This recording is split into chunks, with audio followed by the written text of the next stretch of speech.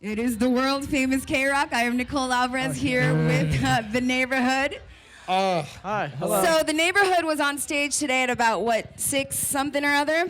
Yeah, The that sun was sounds about going right. down. The heat was a little bit forgiving. And once again, you killed it for us. Thank you. Thank you. I am going to throw out a song title, and you're going to tell me all about it. Jealousy.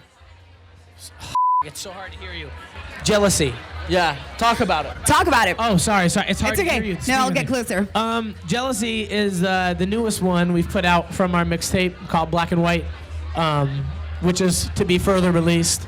But the version on the internet has 2 rappers on it too, Yeah. Casey Veggies and Hundreds. So that's pretty sick. So we play it a little different live, but yeah, it's a fun one. So you've released 3 songs from the mixtape, right? 4 now. right? Four. And is it a conscious choice which songs you're releasing? Yeah. We always pay attention to our rollout, like what we're doing. But the mixtape's kind of an interesting thing because it's still like it's been in the process of being done for so long, and certain things still aren't even complete. So we're kind of going as it comes now. It's kind of nice and easy because we're not bound to any certain It's awesome. Yeah. What gave you the idea to do a mixtape? It's just something we've always wanted to do. We've always talked about it, and we thought it would be really interesting to do. And no bands do it. Yeah. No bands do it. That's why it's so surprising. What in the world gave this band the idea to do a mixtape? So it's really cool because you're kind of setting a trend, or maybe not a trend, but you're just doing your own thing, which is really creative and really awesome. Yeah, we like making music, and we want to show people more of our music. That song right now is #1 on Hype Machine, I guess. I didn't know until earlier today, and that's pretty cool. That's when Sweater Weather, when we first put it on the internet was the place that cared first, that got it to KROQ. You know what I mean? So that's really important. To see those same things happen. We want to remain relevant on the internet. When you were growing up, did you guys discover a lot of music on the internet? Oh yeah, I've never really bought a CD. Oh my God, I probably that's never interesting. That's insane because I grew up not with the internet. I mean, I'm not that archaic, but you know what I'm saying? Which is cool. There's a lot of cool things about that, but there's probably a lot of disadvantages. You couldn't listen to half as much stuff, but at the same time, there wasn't as much bull.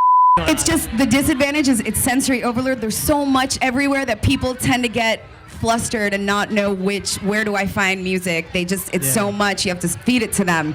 You guys have had a hell of a year. It's been nuts. What are you the proudest of? One thing that you've done that you're dude, that felt freaking awesome. Being able to write the next record. Being alive to write the next record. Were you surprised when you put out I Love You that everybody just went crazy and that everybody from critics to fans to people that would never even listen to that type of music just fell in love with it? Did you just not think about that stuff? No, I mean, we really liked it.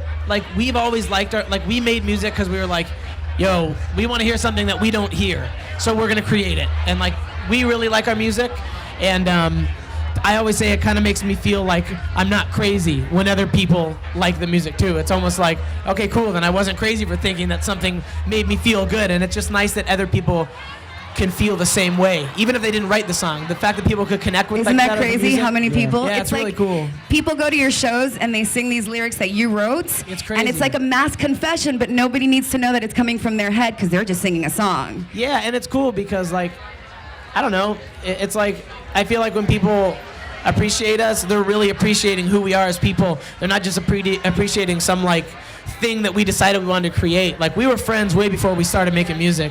So, you know what I mean? It feels good that it feels like a nice embrace. You guys also have probably one of the greatest fan bases that I've seen. Yeah, they're crazy. They're super loyal, and you know what though? You guys are really down to earth and you connect with them as much as possible. Yeah. And it's really refreshing and awesome to see.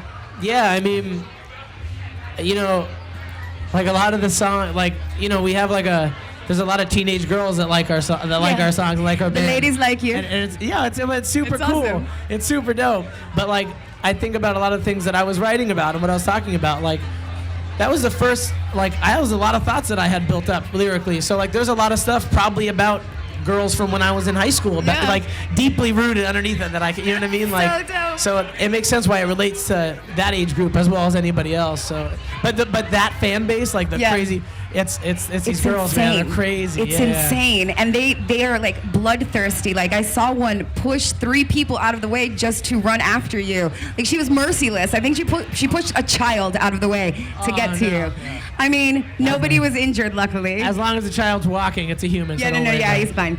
But baby, anyways, though. thank you guys so much because you always do such a great job for us, and it's just been really awesome watching you grow and put out something like a mixtape, which I think is so rad. Yo, well, thanks for being. Honestly, like, we want to do that because of what you guys have done for us in this world. You know what I mean? That's awesome. That is awesome. Like, you guys are rad. Thanks for having us again. Seriously. Thank you. No. And we appreciate love you very much, too. So thank you. Let's hear it for the Neighborhood, ladies and gentlemen. I am Nicole Alvarez, and we are live at Weenie Roast backstage.